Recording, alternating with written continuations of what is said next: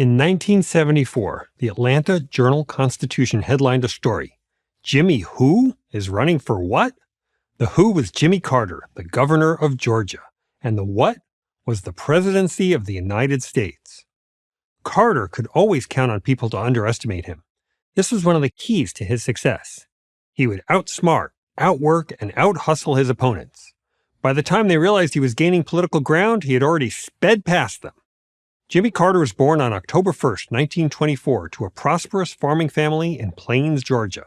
His father, Jimmy Sr., was an unabashed racial segregationist, but his mother was of a different temper. She was well known in the town for inviting blacks into the Carter home. During her son's presidency, she became famous in her own right as the ever-quotable Miss Lillian. When asked why someone wouldn't vote for her son, she quipped, "Some people are just dumb." In 1943, Carter was admitted to the Naval Academy. Graduating near the top of his class, he decided to go into the submarine service. In 1952, he transferred into the recently formed Nuclear Sub Program, mastering the technical aspects of nuclear engineering. Then, in the middle of an already brilliant naval career, Carter stunned everyone when he gave it all up. After his father's unexpected death in 1953, he abruptly returned to Georgia with his wife, Rosalind, to manage the family peanut farm. During these years, Carter was under a lot of pressure to join the town's White Citizens Council. It certainly would have been good for business, but it would have violated his principles, and that's something Carter would never do. He was a Southerner, no doubt about that, but he was always his own man. As was his wont, as soon as Carter succeeded in one thing, he wanted to do something else. That something else was politics.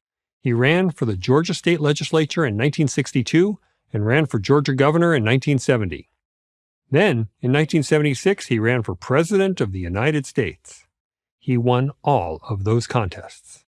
In the aftermath of the Watergate scandal that toppled President Richard Nixon, Carter had the perfect message: "I'll never lie to you." That message led him to victory against incumbent President Gerald Ford, making Carter the 39th President of the United States and the first true outsider to occupy the White House since Abraham Lincoln. As president, Carter brought his boundless energy to bear, not only on the nation's problems, but the world's. He wanted to solve everything all at once: peace in the Middle East, an end to antagonism with the Soviet Union, a foreign policy making human rights America's first priority, and a new era of racial harmony at home. But it was too much. Almost everything he tried blew up in his face. The man who had always been underestimated overestimated his ability to control events. There were two notable exceptions, one foreign and one domestic. The foreign exception was the peace treaty he mediated between Israel and Egypt in 1978.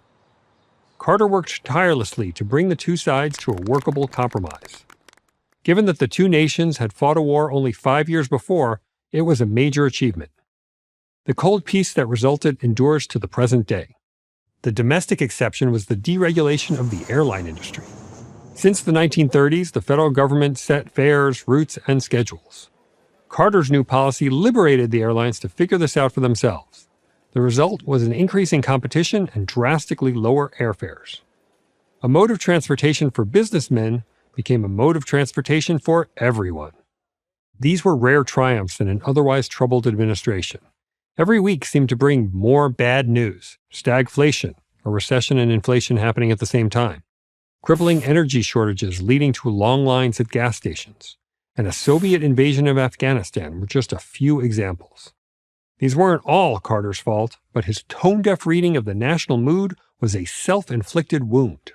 This was best illustrated in his controversial 1979 Malaise speech, in which Carter called for gasoline rationing and chided the American people for being materialistic. Not surprisingly, it didn't wear well. The country wanted inspiration and got a sermon instead. The nail in Carter's political coffin came later that year: the Iran hostage crisis.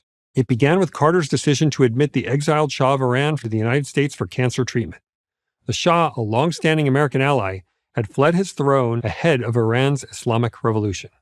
Angered by Carter's hospitality toward their former monarch, radical Muslim students took over the U.S. Embassy and captured 66 Americans, 52 of whom were held hostage for a seemingly interminable 444 days.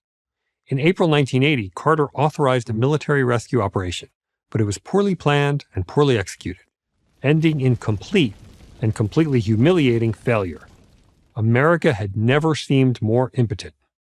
By November 1980, the nation was ready for a change. Ronald Reagan, with his natural brilliance and message of optimism, swept Carter out of office, winning 44 out of 50 states, sending Carter into the longest ever post-presidency. It was a bitter pill for the successful naval engineer, peanut farmer, and Georgia politician to swallow. At least he could say this, though. History would never again ask, Jimmy who? I'm Tevi Troy, presidential historian for Prager University.